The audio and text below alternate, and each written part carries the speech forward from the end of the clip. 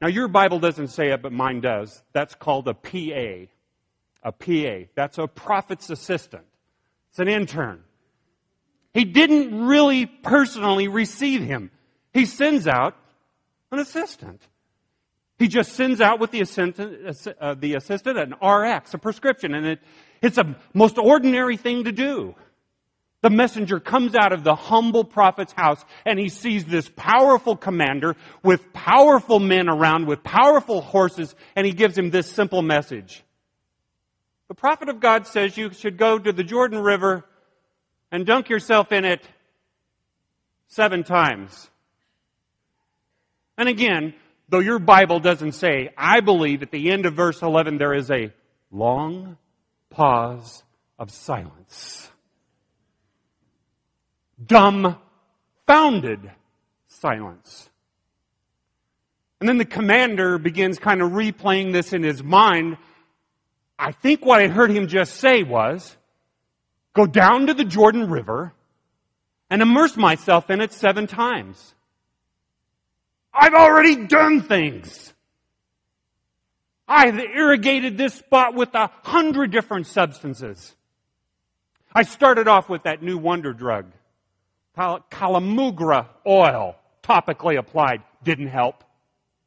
And according to the best medical advice, I've poured blood on it.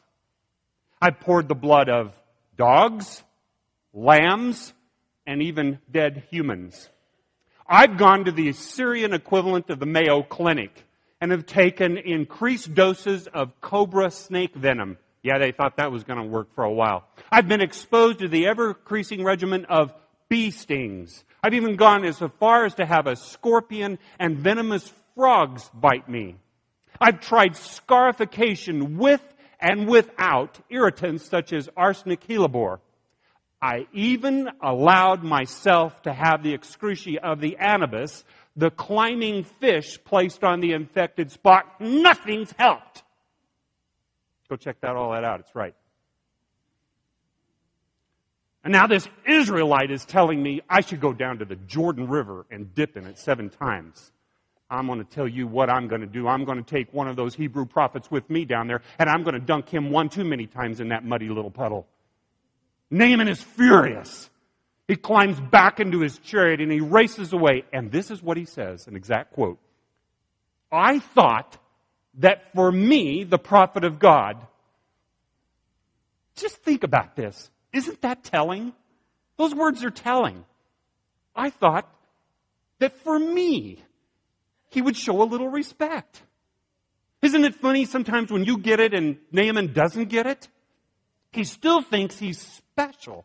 He still thinks that the disease hasn't made him normal, like everyone else, susceptible. He's probably never been this insulted in all of his military life. And he is so disappointed with these instructions to go down for a 6 plus 1 dunks in that narrow little river. Why would I do it? We have beautiful rivers back in Syria. You know, you get to the point in these kind of things, and you probably felt the same thing. I just knew something was going to go wrong. I just knew this would happen. I could wash in my country's rivers, and at least when I came out of the water, healed or not, I'd be clean, not in this mud puddle. Then one of his servants says, look, Commander, if the old guy had asked you to do something really difficult, you would have done it. More silence. More silence. Now, this is where I'm going to pause my sermon for just a moment here. And we're going to talk to I'm just going to talk directly to the many medical practitioners that we have with us this morning. April, you're going to love this. If you have a medical solution for us that's as easy as going under the water 7 times, don't do it. Don't do it.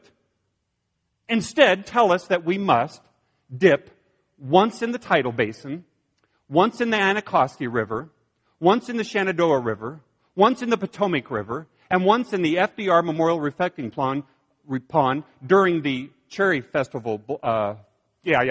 And then it needs to be followed by a lengthy, contemplative, prayer-filled dip in the church baptistry. You tell me that and I'll do it.